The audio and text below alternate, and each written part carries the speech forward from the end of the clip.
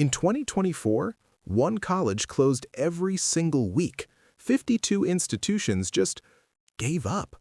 Penn State is shutting down campuses. Entire universities are being absorbed like failed banks. Since the pandemic, 80 private schools have vanished. But here's what nobody's talking about. This started way before COVID. Picture yourself at 18. Everyone, your parents, teachers, guidance counselors, tell you the same thing. You need college. So you pick something you care about.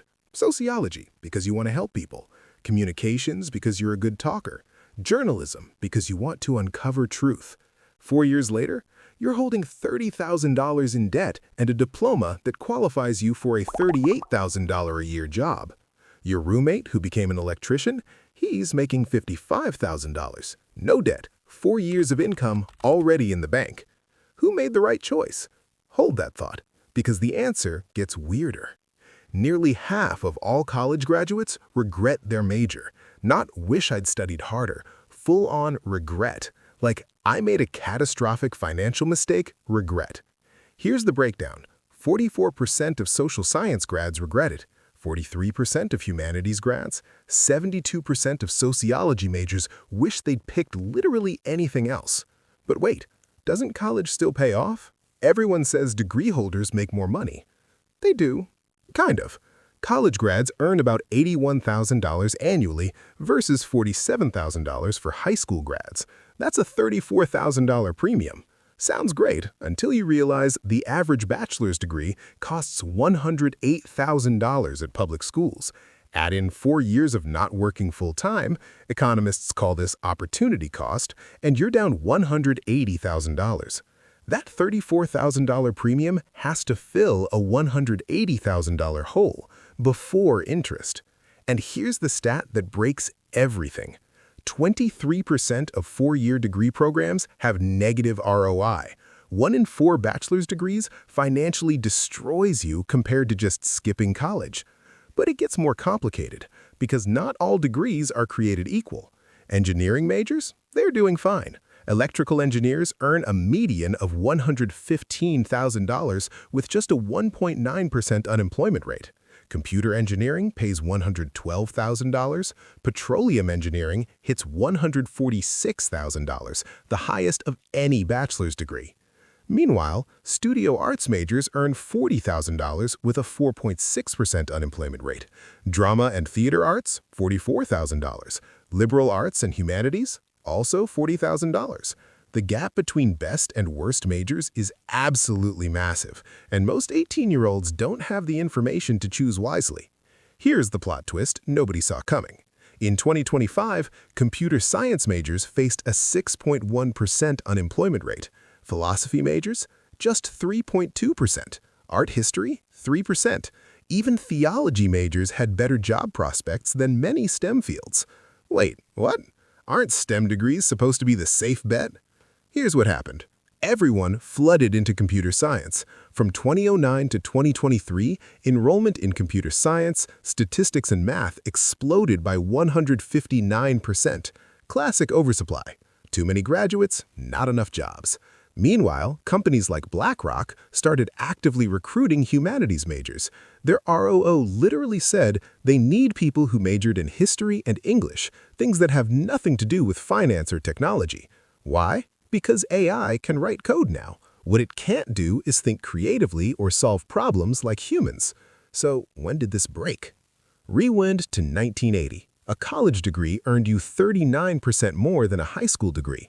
By 2000, that premium doubled to 79%. The math was screaming, everyone needs college. So everyone went. And that's exactly when it stopped working. Since 2000, the wage premium has flatlined. For 25 years, degrees have been worth roughly the same amount. Meanwhile, tuition increased 312% after inflation. You're paying triple for a product that hasn't improved in a quarter century. The government tried to help. The Biden administration canceled $188.8 billion in student loans for 5.3 million borrowers. They fixed the Public Service Loan Forgiveness Program. Before Biden, only 7,000 people had ever gotten relief through PSLF. Now it's over 1 million. But loan forgiveness doesn't solve the underlying problem. It's a band-aid on a broken system. But if everyone knew this, why are elite schools drowning in applications? Here's the paradox that explains everything. Yale accepted 3.73% of applicants this year. Harvard, Stanford, MIT, they're all turning away record numbers. But everywhere else is dying. It's not that fewer people want college, it's that everyone wants the same 12 colleges. If you're not elite, you're fighting for scraps with one hand tied behind your back. This creates a bizarre two-tier system. Top schools raise prices and get more selective.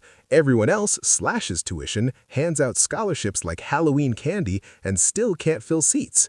The proportion of high school grads going straight to college fell from 70% in 2016 to 62% in 2022. People are doing the math. Only 1 in 4 Americans now says a degree is extremely important for a good job.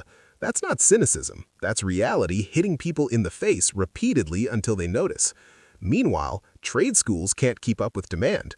Plumbers, electricians, HVAC techs clearing $70,000 with zero debt, starting 4 years earlier. Some hit 6 figures before 30. Nursing?